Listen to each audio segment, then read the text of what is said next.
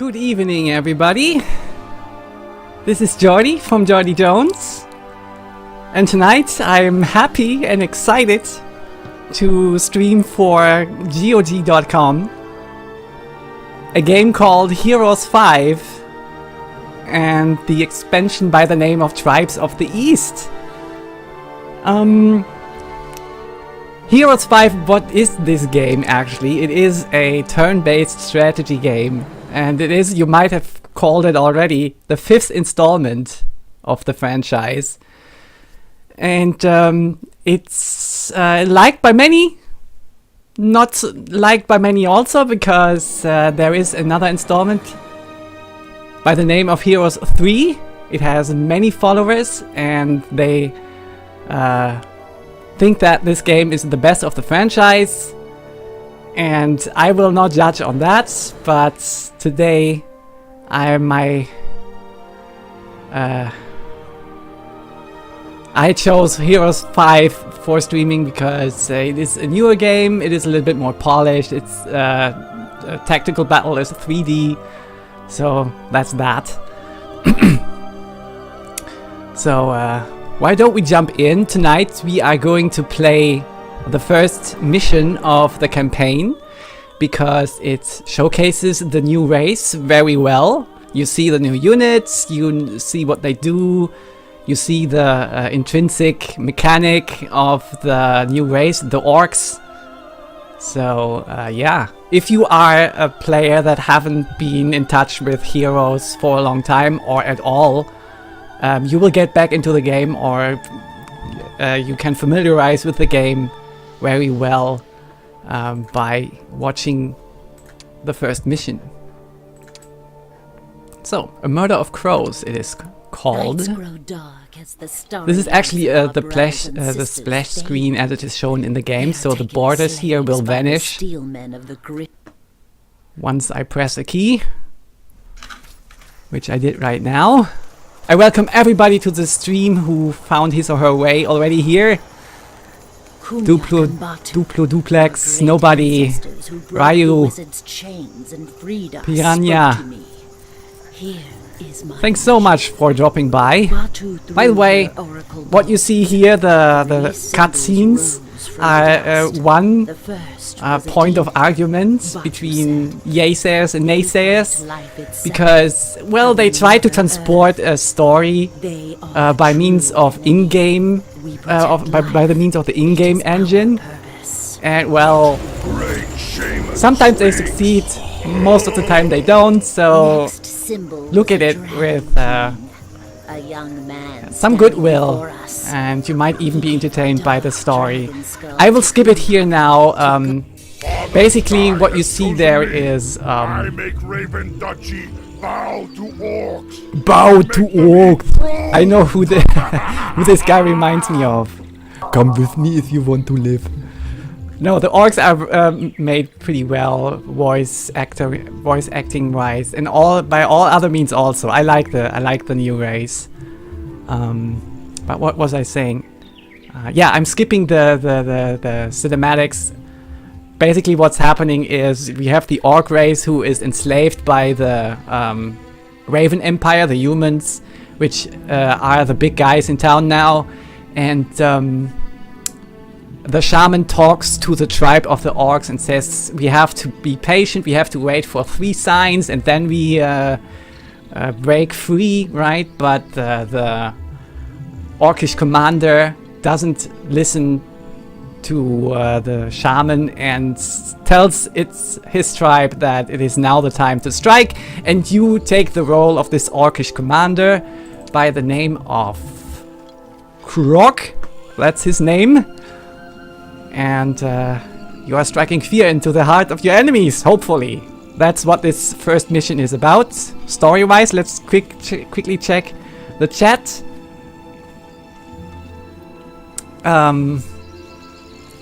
It's the one I'm currently... Duplo says it's the one I'm currently stuck on, this expansion he means. It's a series of 3 missions, I think, where you bring everything over. It's so tightly tuned that you need to play near perfect. Well, that's the hope. That's the aim for tonight, to play pitch perfect for you guys. Is this game on sale? Asks Arthur. Yes, it is incidentally on sale right now on GOG.com. 75% off for the whole bundle. So you get the games from 1 to 5 plus the expansions. So yeah, it's a good deal, I think. Jared says, "Hi Jordy, thanks for responding to my tweet earlier this morning." Yeah, it was a nice exchange, Jared.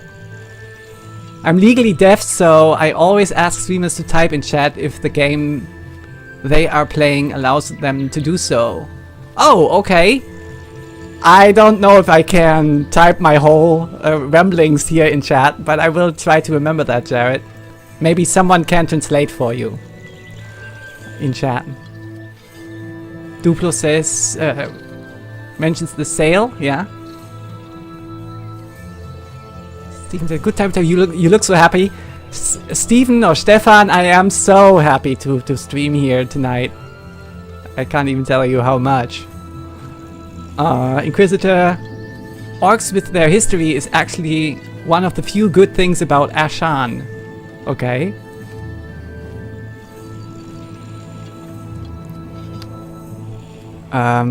Different haircut, facial hair makes you look like a completely different person from a profile picture. That's actually true. I should make my profile picture a little bit more actual. Where are you from? Asks Duplo. I'm from Germany. If you were wondering what accent this is.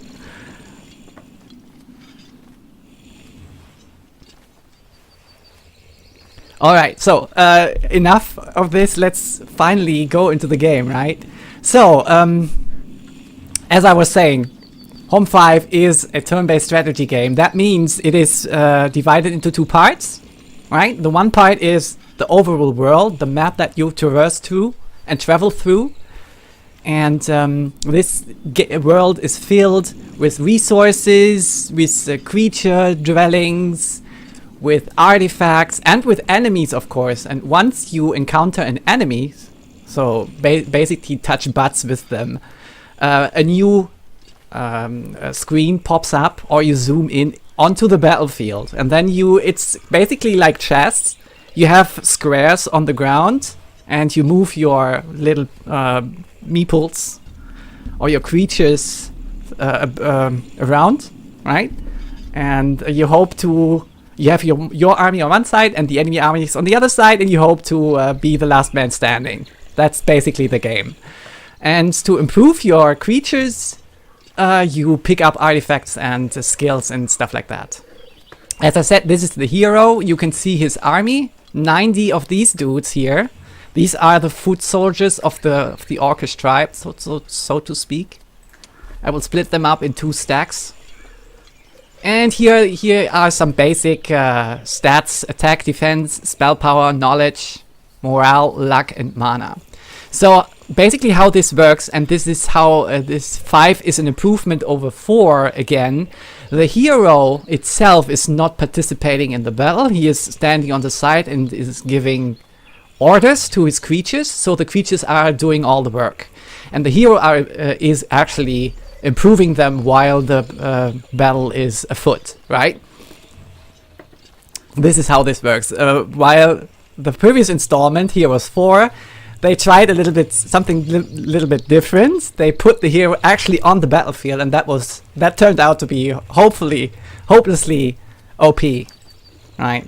Okay, let's check the other windows here real quick about that hero here that we have of ours, Krog. He's a barbarian, level 5. Here you usually see the items that he's carrying. We are starting out right now, so he's not carrying anything. Obviously, you can check his spells, and they redid the spell book for the orc. It looks like this. You see here the adventuring. Usually see the adventuring spells. You can the spells you can use on the strategy layer, right? There is none at the moment, and here you can see the battle spells, the spells you can use on the battlefield. And these are 2 at the moment for the orcs.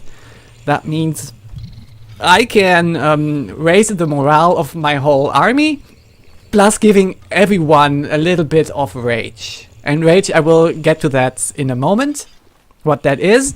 And this spell here gives a bigger chunk of rage to 1 stack only, one part of the army only, right? And they have costs attached to it. This one here for the whole army costs 8, and that for 1 stack costs 5. I think it's beautiful how they redid the spellbook here for the orcs. It's nice. Hello Wojciech. And hello Movigian. Hello Stellar. Thank you so much for joining the stream tonight. So that's... okay, I think I can tap into the rage mechanic right now for the orcs. It is unique and new to this race. It is basically a currency or a resource that that every single stack of the orcs of the orc forces accumulate for themselves. Like you have these foot soldiers that I'm selling that I showed you. So this stack is building up rage every time they are participating in melee combat, right? And every time I improve them, every time my hero gives it to this stack. And when they reach a certain threshold, they level up in rage. So if they have rage level 1, something special is happening to this stack. For this foot soldiers, I guess they get 5 more health points and more attack. For other orc forces, something else happens on level 1. And you can, actually, depending on how I level my hero, I can actually reach level 2 and 3 and 4 and so on and so on. So that is actually pretty great. OMG, a severed head? What? Where do we have a severed head? Mine? Bodiless. Oh, okay. Now I get it. Jordy the Headless. No, I'm not headless. Bodiless, yes. Alright. Okay. I think I explained the rage sufficiently. So here are the basic main skills of this hero. He has Blood Rage. I will read that aloud for you guys. Unique Barbarian skill allows stronghold creatures in hero's army to achieve a first level of rage. That was what was I referring to earlier. While fighting, the resulting Blood Rage grants them appropriate combat bonuses. Movigan asked, I didn't listen right now, is that rage thing just an orc thing? Yes, it is. It is solely for the orcs. It's their unique mechanic.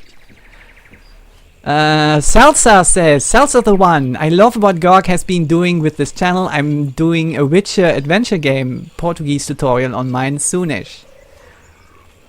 Great! Every addition to the GOG world or universe, I personally find attractive. Nobody asks ever. Every race has their own specific abilities and some have their own mechanics. Ah, he says that. Okay, Piranha. And don't forget to follow this channel and tell everybody you know to do the same. Exactly, Piranha. That's the spirit. Back to the game. I have also basic logistics that gives me a little bit more movement speed on the strategic layer.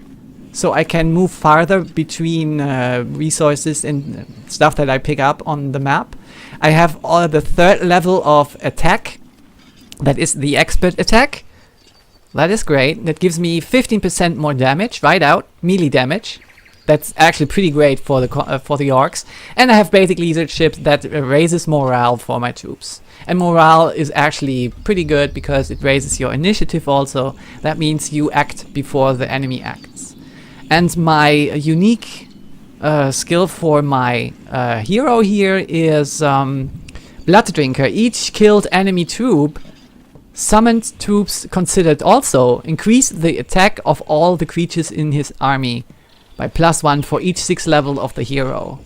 So that means if I eradicate a complete stack of enemies, all my creatures will have +1 attack right now.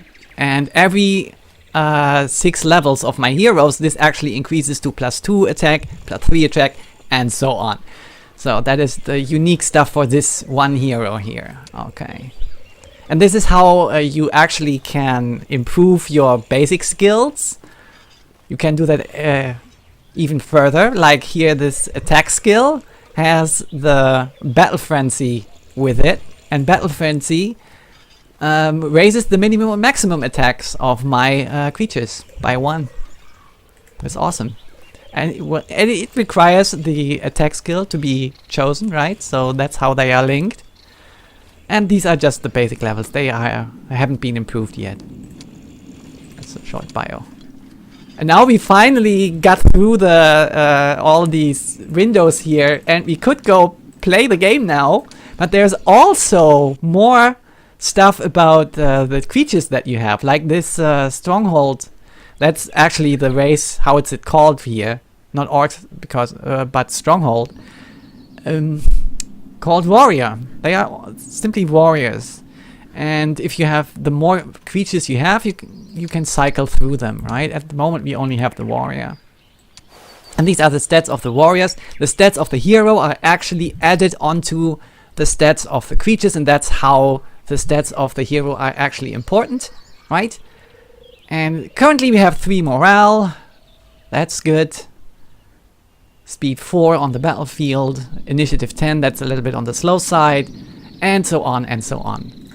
But I will show you the gameplay now. So this is our little meeple here that we are moving around. That's our hero.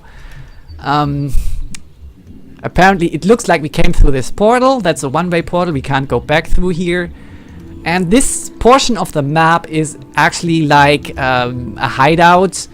It is a substitute for a town.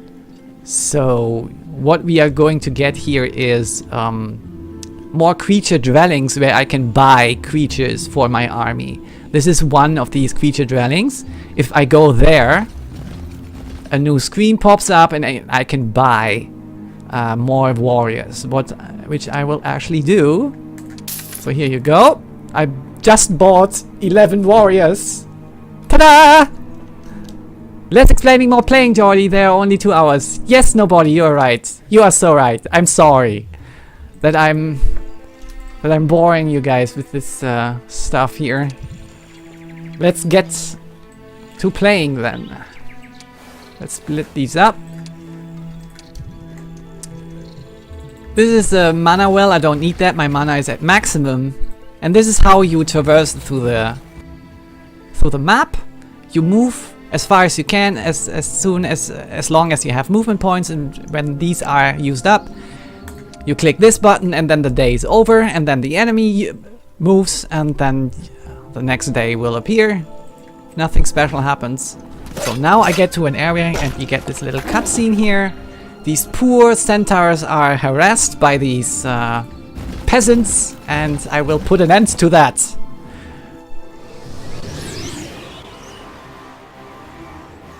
Sector says, you are showing the game for new players, so it's fine paced. Thank you, Sector. Okay, this is the battlefield now. We actually touch butts with the enemy. I'm positioning the camera like this. Okay, so we will have our army on this side and the enemy army will be on this side. We will put them here and then we can start.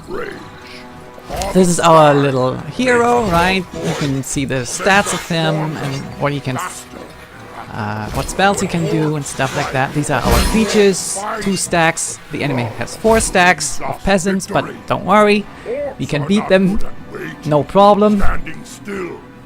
And this here is actually what I find is superior to the earlier installments of the game. You actually get an initiative bar, I shall call it. You can see when your troops are going to move, as seen from this point in time. Because my hero, I don't know, maybe my hero has a spell that improves initiative sometimes and casts it on these guys. Then they will actually go up here on the initiative bar and move before the other guys. But at the moment, they move after they move, right? These guys move. Okay, let's start this battle. So what I always look for is, do I move into a field where the enemy can hit me? But this is actually not the case. They can only go here, and they can only go here, so I will be safe there. I will move there. So what you have to look out for with the orcs is they don't just stand around with them, or they lose their rage. So move or attack, that's fine. I will not use waste mana here on the first battle, so I will only use my hero to give a little bit of damage to some of these creatures.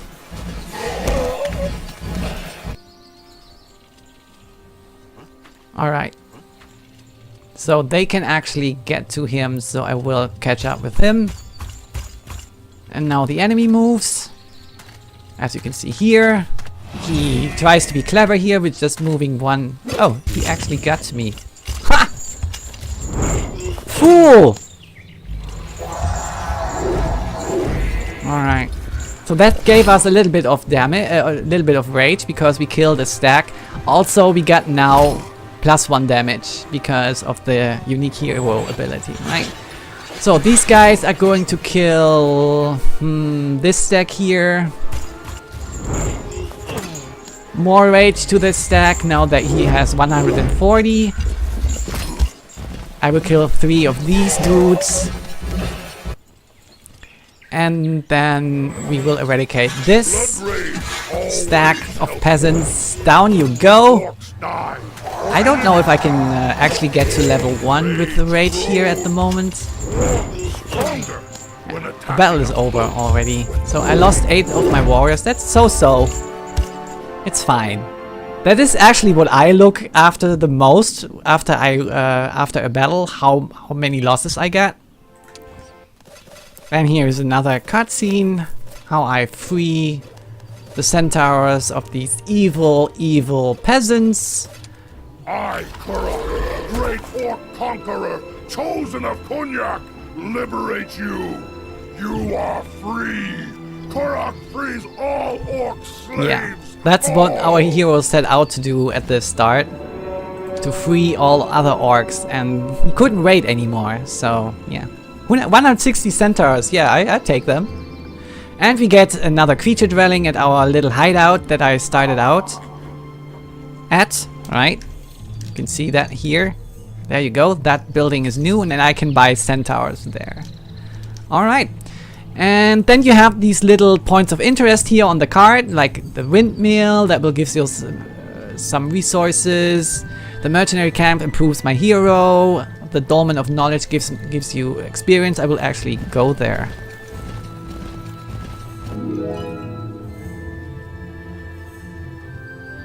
What's chat saying? You guys like hot seats games? I take it, okay.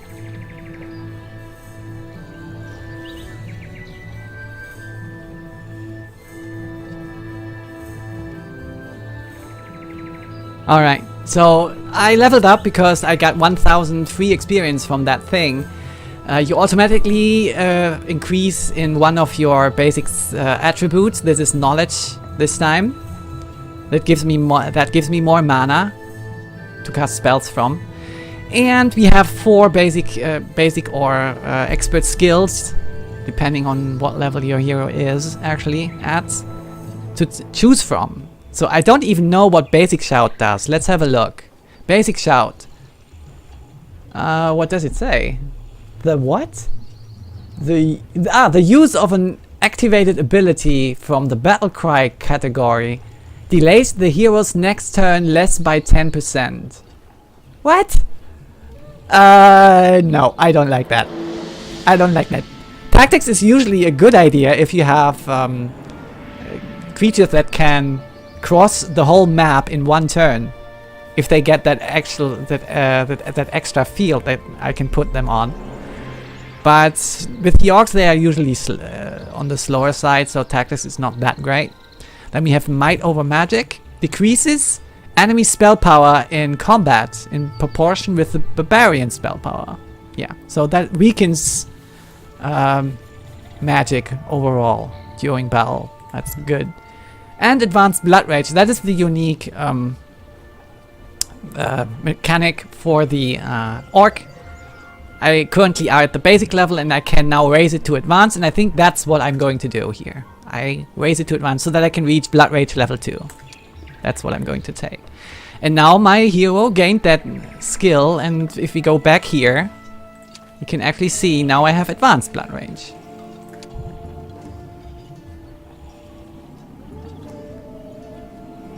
So okay. Chat is having fun. That's good. So let's move up here to the mercenary camp. I made the mistake. Well, I played HoMM 5 a long time ago. I guess like many of you guys. And I just recently installed this expansion and played it again. And I made the very noobish mistake of turtling and wasting time and finding my hero so great and improving it and leveling it up and not getting to the objectives.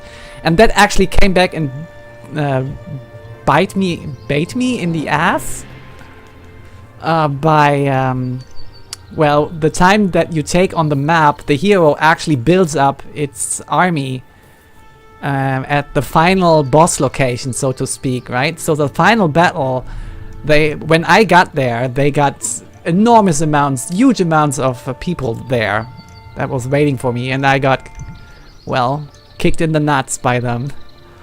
So I will be trying to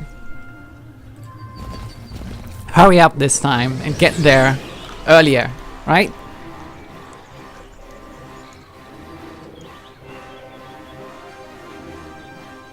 So we put them here.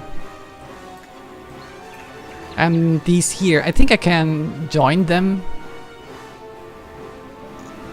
Not sure if I should. Yeah, I better do. That's easier to put my rage on, right?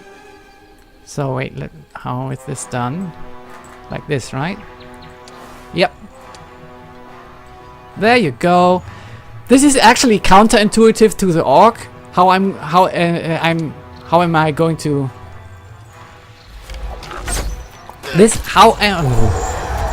What am I trying to say here, guys? Doing it like this is actually counterintuitive to the orc. I'm waiting for the opponent to approach me, and I'm not running into battle like I should do. Because at the moment I only have this huge stack of archers and this one stack here, so I will let the archers do all the work, and then just mop up the rest with my melee guys like this, right? Because this is not a game about rushing into battle, it is a game about preserving your troops. So I leveled up to level 7, I got +1 attack. And this is something I have to explain here now for the guys that actually know a little bit more about HoMM. I will take basic war machines here. Usually you are not so eager to take that because you only have 5 skills that you can choose from, and basic war machine takes 1 slot of that. But with the basic war machines and one of its expert skills that comes with that, you get actually control over a catapult, and you need that control over the catapult during the final battle. The orcs are heavily dependent on melee combat, so it is vitally important that you get your troops into melee combat as fast as possible. And if you do not have control over the catapult might shoot anything, you know, other than the doors. So it will take a long time for a randomly controlled catapult to break through the walls. And this is something I can't afford, so that's why I take the basic war machine route here, in hope of getting control over my catapult. So what actually, other than experience, did we get here? Not much. We have to kill these guys. They are challenging, the game says, to get to the goods, and the goods are boots off the open road. Okay, I like that artifact, so I will fight these guys to get to that artifact. Movement is always good. having unimpeded movement. But before I do that, I visited that Eye of the Magi, and that gives me view onto another spot on the map. And I see this evil guy harassing these goblins, these poor goblins. And this was happening up here on the map. Right, I zoom in and this is the scene that you saw earlier. So these poor goblins are forced to work for this evil guy. And yeah, this doesn't stand. I have to free them, right? And that's the first objective actually that I'm going to do here. Going to free the goblins. But first things first, let's get to the boots. That gives me more movement. In order to get these, I have to fight these guys. I should have looked at the enemy's composition. I think they have some griffins which are fast. No, they don't. But they have crossbowmen. That's not so good. So I will move up here then with this stack. And I will give my archers some rage, because they will be the target of the crossbowman. And what the rage does, it doesn't only contribute to the rage level, but they also absorb incoming damage. So I'm basically giving this stack a weak shield with the rage that I gave them. Well, I only gave them 50 rage, that's not that much. But it will take away some of the incoming damage. So, and before these crossbowmen can shoot my archers, I will reduce their numbers to reduce the damage after all.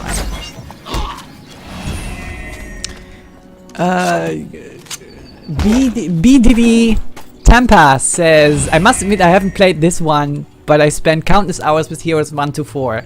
I admit I haven't played 1 or 2. All I can say about these games is that they are old. So yeah. So can he actually get to my archers? No, they can't also. So I will hide with once more with this stack. And I have to say I played HoMM 4. I think that was actually the first game that I actually played. And I thought it was beautiful. I loved it. I even cried to some of the story elements. I have to admit. Because I don't think that there is actually controversy about that artistically HoMM 4 was a great game.